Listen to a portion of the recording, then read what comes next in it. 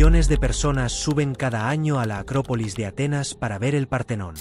Lo fotografían, lo admiran y lo recuerdan como una de las obras más perfectas del mundo antiguo. Pero casi nadie se detiene a pensar en una pregunta inquietante. ¿Y si el templo que todos conocen no fuera solo un monumento de belleza, sino la segunda respuesta a una tragedia? Antes del Partenón que vemos hoy, Atenas ya había iniciado un gran proyecto sagrado en honor a Atenea, su diosa protectora. Era una declaración de orgullo y esperanza. La ciudad quería mostrar al mundo quiénes eran los atenienses. Pero entonces llegó la guerra. En el año 480 a.C., durante la invasión persa, Atenas fue atacada y la Acrópolis quedó devastada. Aquel primer sueño de mármol fue interrumpido por el fuego. Décadas después, con Pericles, Atenas comenzó una nueva construcción. El Partenón clásico, símbolo de toda una civilización. No fue solo una reconstrucción material. Fue una respuesta emocional y política. El Partenón que hoy conocemos nació como una forma de decir, Atenas cayó, pero no desapareció. En palabras simples, este templo no fue diseñado únicamente para honrar a Atenea. Fue diseñado para demostrar que una ciudad destruida podía volver a levantarse. El primer sueño fue quemado. El segundo fue tallado en mármol. Pero aquí aparece una pregunta todavía más profunda. ¿Por qué una civilización dejaría visibles las señales de su destrucción? La mayoría de los pueblos habría limpiado las ruinas, quitado las piedras quemadas e intentado borrar cualquier recuerdo de la derrota. Sin embargo, los atenienses tomaron una decisión diferente. Cuando regresaron a la Acrópolis y vieron los restos dañados de sus antiguos edificios sagrados, entendieron que esas piedras no eran simples escombros. Eran testigos. Eran la prueba silenciosa de lo que la ciudad había sufrido. Algunos restos arquitectónicos de la Acrópolis destruida, incluyendo piezas de mármol afectadas por el fuego, fueron reutilizados en estructuras posteriores y quedaron integrados en los muros como memoria visible. Esta decisión convirtió la arquitectura en una forma de recuerdo colectivo. No era solo construcción. Era una herida conservada a propósito. Aquellas piedras decían algo que ningún discurso podía decir con la misma fuerza. Esto nos ocurrió, pero no nos venció. Atenas no fingió que nada había pasado. No escondió su trauma bajo una superficie limpia. Lo dejó dentro de su paisaje sagrado para que las futuras generaciones recordaran pérdida y resistencia. En palabras simples, los atenienses no ocultaron su herida. La transformaron en memoria pública. Una advertencia, una promesa y una identidad. Y entonces llega el giro más sorprendente.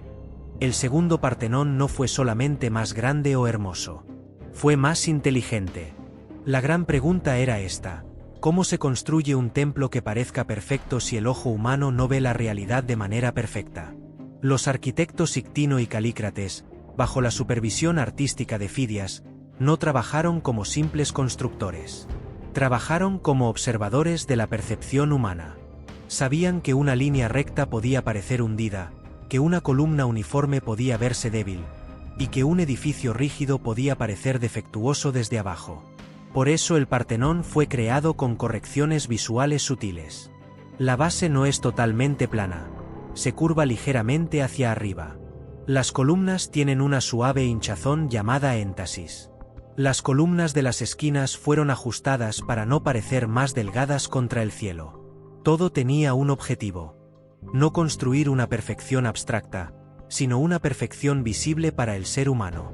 La fuerza del Partenón no está en que todas sus líneas sean rectas, sino en que sus imperfecciones producen armonía.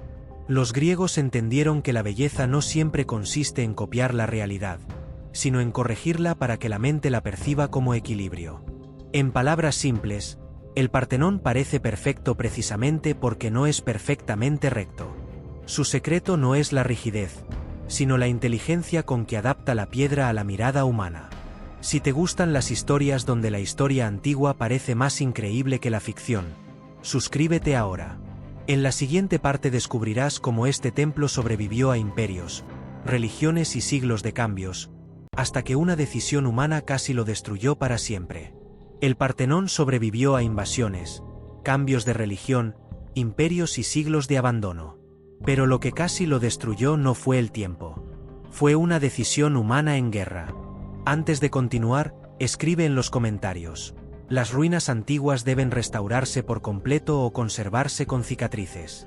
Y si esta historia ya está cambiando tu mirada sobre el Partenón, deja tu like. Después de conocer cómo nació el segundo Partenón, surge una pregunta inevitable.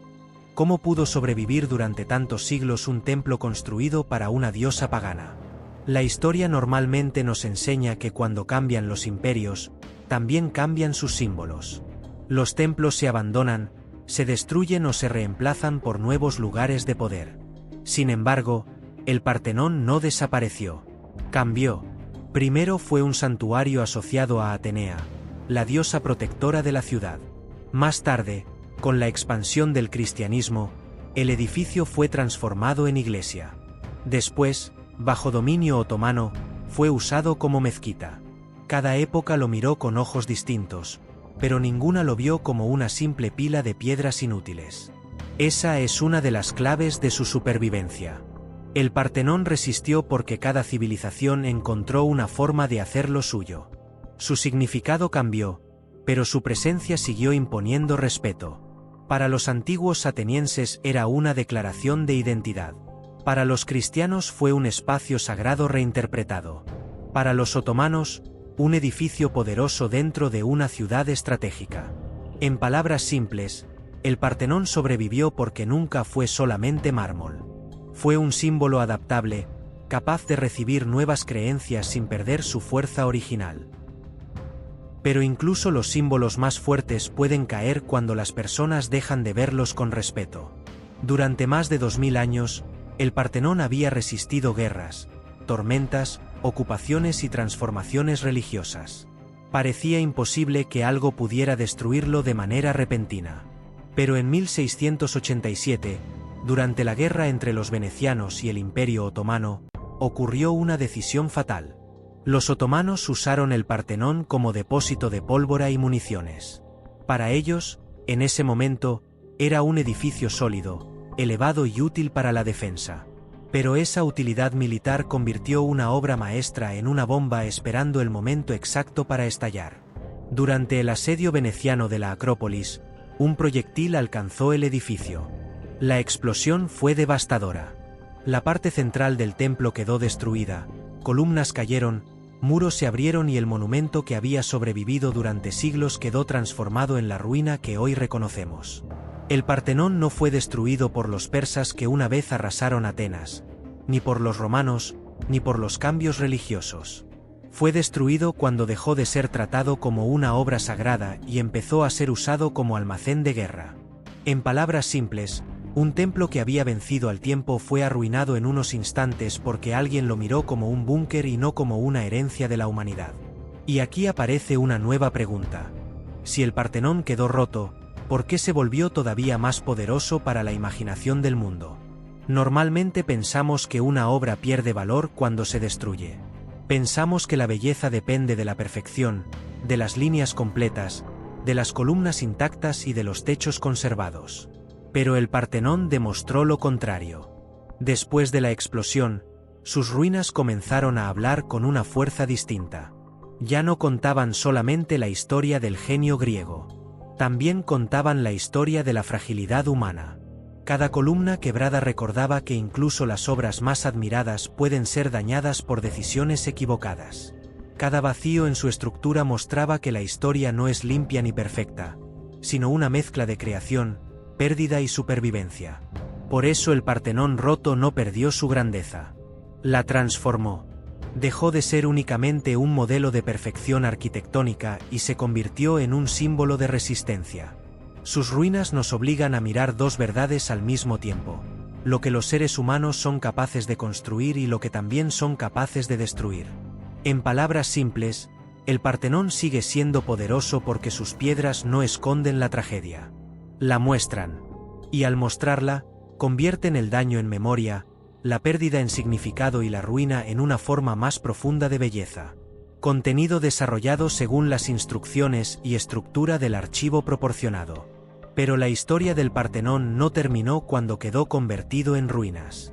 De hecho, Sus fragmentos rotos comenzaron a viajar por la imaginación de Europa y terminaron provocando una de las discusiones culturales más intensas de la historia moderna.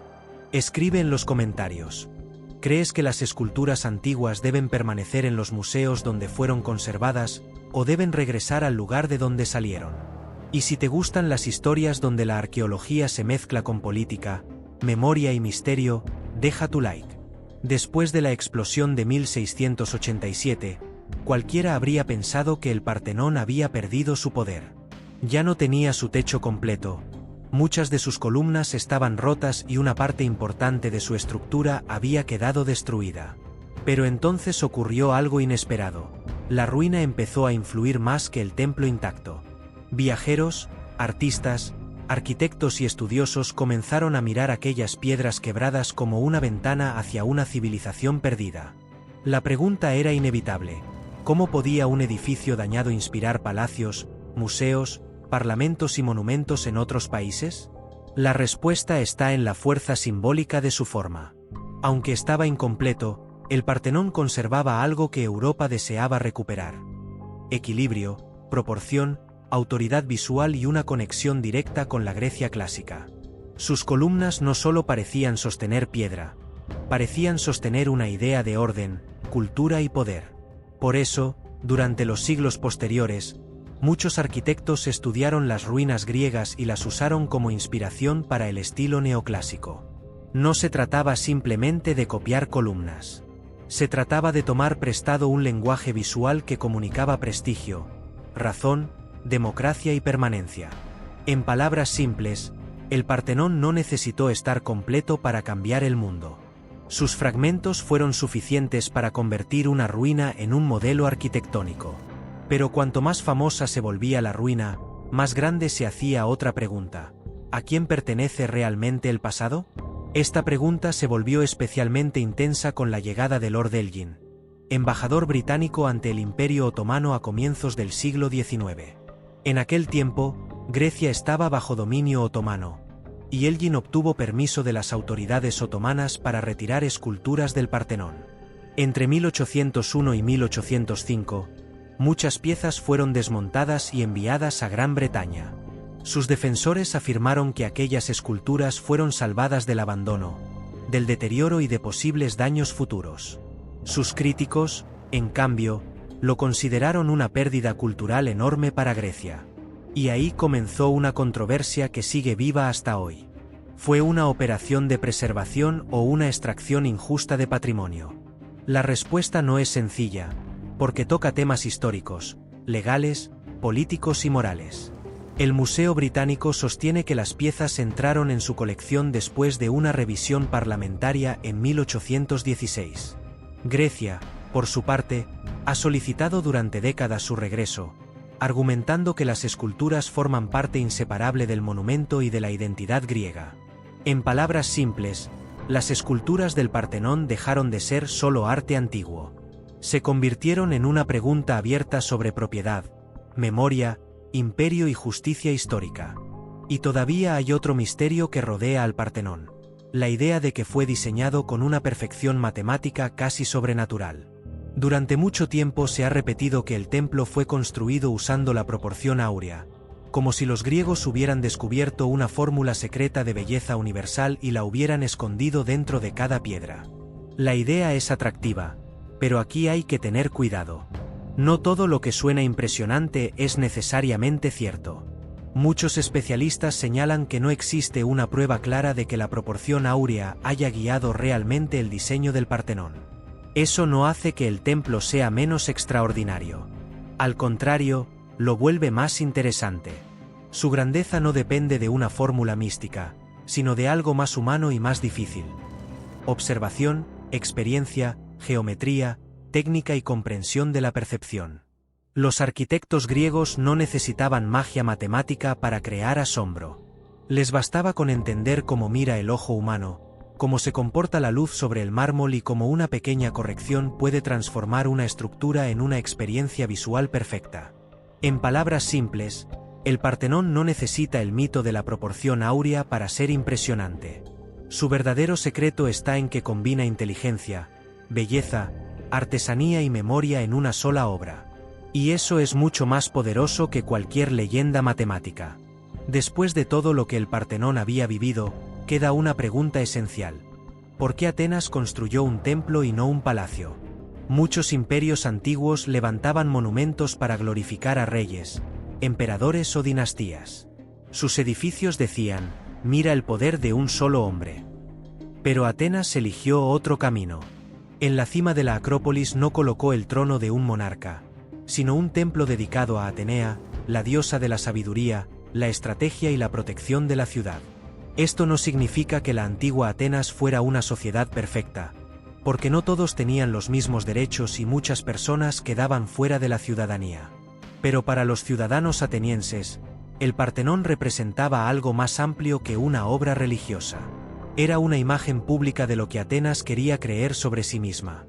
Una ciudad fuerte, inteligente, resistente y distinta de los grandes imperios que la rodeaban. Sus columnas no hablaban de un rey, hablaban de una comunidad. Sus esculturas no mostraban solamente dioses y mitos, también comunicaban una identidad colectiva. En palabras simples, el Partenón no fue solo arquitectura sagrada. Fue una declaración de ciudad. Atenas convirtió su orgullo, su memoria y su idea de grandeza en mármol. Pero si el Partenón es tan importante, surge otra pregunta que muchos visitantes se hacen. ¿Por qué no reconstruirlo completamente? ¿Por qué no levantar de nuevo todas sus columnas, cerrar sus muros y devolverle el aspecto que tuvo en la antigüedad? A primera vista, parece una solución lógica. Si algo está roto, lo arreglamos. Si un monumento está incompleto, lo completamos. Pero con el Partenón, el problema es mucho más profundo. Restaurarlo por completo podría crear una imagen hermosa, pero también podría borrar parte de su verdad. Porque el Partenón no es valioso únicamente por lo que fue en el siglo V a.C. También es valioso por todo lo que le ocurrió después. Invasiones, transformaciones religiosas, explosiones, saqueos, excavaciones, restauraciones y siglos de contemplación. Por eso los trabajos modernos se han centrado más en estabilizar, conservar y recolocar piezas originales cuando es posible, en lugar de inventar un templo totalmente nuevo. Cada fragmento auténtico tiene una historia. Cada ausencia también tiene un significado. Una reconstrucción demasiado perfecta podría hacernos olvidar que estamos ante un sobreviviente, no ante una copia limpia del pasado. En palabras simples, el Partenón no necesita parecer nuevo para ser poderoso. Su fuerza está precisamente en que conserva las marcas de todo lo que ha soportado. Y así llegamos a la lección final escondida en sus ruinas. El Partenón comenzó con una pérdida, el sueño anterior destruido por la guerra persa. Luego nació como respuesta, una obra nueva levantada para demostrar que Atenas no había sido vencida. Más tarde sobrevivió cambiando de función, adaptándose a nuevas religiones, nuevos imperios y nuevos significados. Después fue destrozado por una explosión que convirtió su perfección en ruina. Y aún así, no desapareció. Al contrario, se volvió más profundo, más humano, más universal. Porque el Partenón no nos habla solamente de lo que una civilización puede construir cuando alcanza su máximo esplendor. También nos habla de lo que puede seguir significando una obra después de haber sido dañada. Atenas transformó la destrucción en arquitectura. Las generaciones posteriores transformaron la ruina en inspiración. La Grecia moderna transformó los fragmentos en identidad. Y el mundo entero convirtió esas columnas rotas en un símbolo de memoria, belleza y resistencia. Esa es la verdadera revelación. El Partenón no es grande porque nunca fue herido. Es grande porque, incluso herido, sigue transmitiendo fuerza. En palabras simples, este templo enseña que la grandeza no consiste en evitar toda caída. La grandeza consiste en seguir teniendo significado después de haber sido golpeado por la historia. Si esta historia te hizo ver el Partenón de una manera diferente, suscríbete al canal, deja tu like y comenta qué monumento antiguo quieres que exploremos en el próximo vídeo. Porque a veces los secretos más poderosos de la historia no están enterrados bajo tierra. Están frente a nosotros, en ruinas visibles, esperando a que alguien haga la pregunta correcta.